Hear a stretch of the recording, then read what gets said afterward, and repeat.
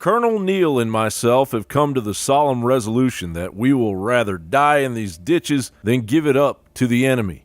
Jim Bowie. Those words ring with heroism. So why is it the Texas State Board of Education disagrees? My SanAntonio.com reports, working groups of teachers and historians have proposed eliminating the words, quote, all the heroic defenders who gave their lives, end quote, at the Alamo from a state standard governing instruction on the Texas War of Independence for Mexico, calling heroic a value-charged word, and saying the reference to all defenders is too vague and covers too many individuals. Davy Crockett said, I know not whether in the eyes of the world a brilliant death is not preferred to an obscure life of rectitude. Most men are remembered as they died, and not as they lived. We gaze with admiration upon the glories of the setting sun, yet scarcely bestow a passing glance upon its noonday splendor. Texas Governor Abbott agrees these men were heroes. As he wrote in response, stop political correctness in our schools. Of course, Texas schoolchildren should be taught that the Alamo defenders were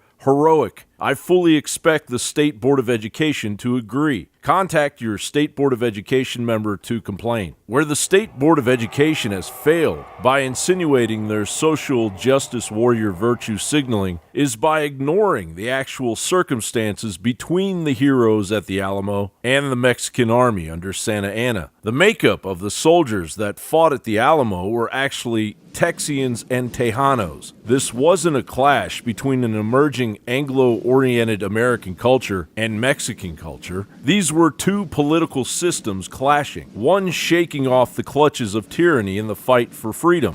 For example, at the time Jim Bowie died at the Alamo, he was a Mexican citizen, not an American.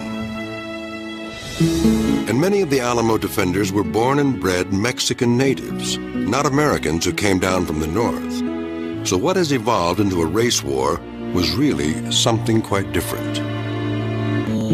The Texas Revolution was rewritten as a war between white and brown, between good and evil, between a civilized race and an uncivilized race. When I was in third grade, we took a field trip to the Alamo.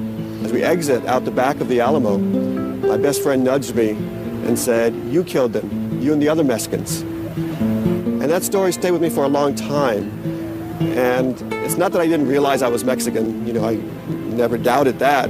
I just didn't realize it was a liability in the eyes of my best friend. They also eliminated a specific reference to William B. Travis's letter known as the Victory or Death Letter, which partly read, the enemy has demanded a surrender at discretion, otherwise the garrison are to be put to the sword if the fort is taken. I've answered the demand with a cannon shot, and our flag still waves proudly from the walls. I shall never surrender nor retreat. Rewriting history to succumb to a postmodernist idealism sets American schoolchildren on the road to an Orwellian totalitarianism where freedom cannot flourish. Heroism is embedded in the very meaning of Remember the Alamo. John Bowne reporting.